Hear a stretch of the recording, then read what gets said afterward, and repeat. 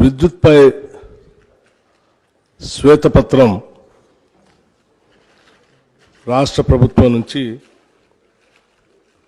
ఈరోజు సభలో అందరికి ఇవ్వాలన్నటువంటి ఆలోచనతోనే ఈ షార్ట్ డిస్కషన్ ఈరోజు తీసుకోవటం జరిగింది అధ్యక్ష. రాష్ట్రానికి సంబంధించినంతవరకు అన్ని రంగాలు ఏ రంగం అభివృద్ధి చెందాలన్నా అవసరమైనటువంటి విద్యుత్ పైన, విద్యుత్ ఉత్పత్తి పైన, ఆ విద్యుత్తులో ఉన్నటువంటి ఇబ్బందులపైన, వాటన్నిటిపైన కూడా ఈ సభకి అలాగే ఈ రాష్ట్ర ప్రజలకు కూడా వాస్తవ పరిస్థితులు తెలియాలనేటువంటి ఆలోచనతోనే ఈ శ్వేతపత్రాన్ని ఈరోజు ప్రవేశపెడతా ఉన్నాం అధ్యక్ష. రాష్ట్ర ఆర్థిక పురోగతిలో, రాష్ట్ర అభివృద్ధిలో విద్యుత్ రంగం కీలక పాత్ర పోషిస్తుంది అధ్యక్ష. పరిశ్రమల అభివృద్ధికి, వ్యవసాయ రంగ పురోగతికి, సేవారంగం అభివృద్ధికి నమ్మకమైనటువంటి విద్యుత్ సరఫరాయే వెన్నెముక అధ్యక్ష. వైద్య రంగంలోని అత్యవసర సేవలకైనా, రవాణా మరియు సమాచార రంగాల మనుగడకైనా నాణ్యమైన విద్యుత్ సరఫరా చాలా ముఖ్యం అధ్యక్ష. రాష్ట్రంలోని ప్రజల నాణ్యమైన జీవన శైలిని సూచించేది కూడా విద్యుత్ అధ్యక్ష. మొత్తంగా చూస్తే ఆర్థిక పరంగా, నిర్వహణ పరంగా విద్యుత్ రంగం పరిపుష్టంగా ఉండటం రాష్ట్ర మనుగడకి చాలా అవసరం అధ్యక్ష. తెలంగాణ రాష్ట్రం ఏర్పడే నాటికి టిఎస్ జెన్కోలో స్థాపిత విద్యుత్ ఉత్పత్తి సామర్థ్యం 4365.26 మెగావాట్లు అధ్యక్ష.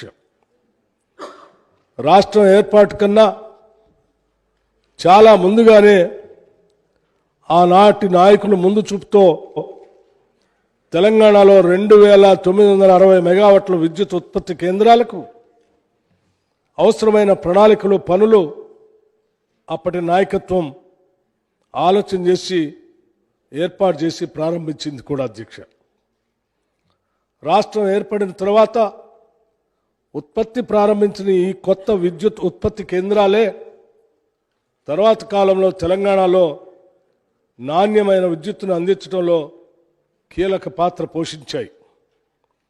ముఖ్యంగా రాష్ట్ర పునర్వ్యవస్థీకరణ చట్టం రూపకల్పన సమయంలోనే తెలంగాణ విద్యుత్ అవసరాలను దృష్టిలో పెట్టుకొని ఇక్కడ స్థాపిత విద్యుత్ ఉత్పత్తి సామర్థ్యానికి అదనంగా 1800 మెగావాట్లు విద్యుత్ వచ్చే విధంగా కూడా అప్పటి నాయకత్వం, యూపీఏ ప్రభుత్వం శ్రీమతి సోనియా గాంధీ గారి నాయకత్వంలో ప్రత్యేక నిబంధనలు చట్టంలో రూపొందించడం జరిగింది అధ్యక్ష.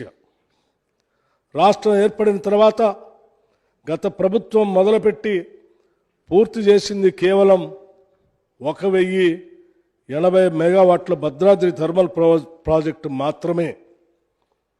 ఈ ప్రాజెక్టు కూడా పూర్తి కావటానికి సుదీర్ఘ కాలం పట్టింది అధ్యక్ష. ప్రమాణాలకు విరుద్ధంగా సబ్ క్రిటికల్ టెక్నాలజీ ఉపయోగించడం వల్ల పెట్టుబడి వ్యయం కూడా గణనీయంగా పెరిగింది. మరొక ప్రాజెక్టు బొగ్గు గనులకు అత్యంత దూరంగా నిర్మాణంలో ఉన్న 4000 మెగావాట్ల యాదాద్రి థర్మల్ పవర్ ప్రాజెక్టు. ఈ ప్రాజెక్టు వ్యయంలో కేవలం బొగ్గు సరఫరా అదనపు వ్యయమే సంవత్సరానికి 800 కోట్లు అధ్యక్ష. ప్రాజెక్టు జీవితకాలం 30 ఏళ్ళు అనుకుంటే ఈ వ్యయం మరింత భారీగా ఉండబోతా ఉంది అధ్యక్ష. ప్రస్తుతం రాష్ట్ర విద్యుత్ రంగ పరిస్థితి చాలా ఆందోళనకర పరిస్థితిలో ఉన్నది అధ్యక్ష. డిస్కమ్లు ఇప్పటిదాకా మూటగట్టుకున్న నష్టాల మొత్తం విలువ 62,461 కోట్లు అధ్యక్ష. 31 అక్టోబర్ 2023 నాటికి అప్పులు మొత్తం 81,516 కోట్లు.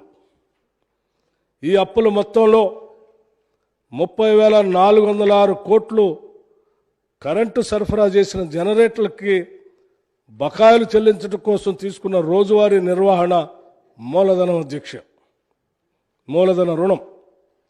ఇవి కాకుండా విద్యుత్ ఉత్పత్తి సరఫరా సంస్థలకు 28,673 కోట్లు బకాయిలు ఇంకా చెల్లించవలసి ఉంది అధ్యక్ష.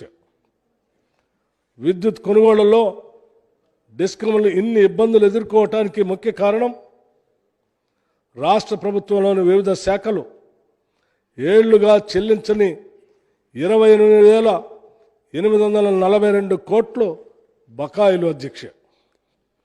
ఈ మొత్తం బకాయిల్లో ఒక్క సాగునీటి శాఖ చెల్లించవలసిన బకాయిలు 14,193 కోట్లు.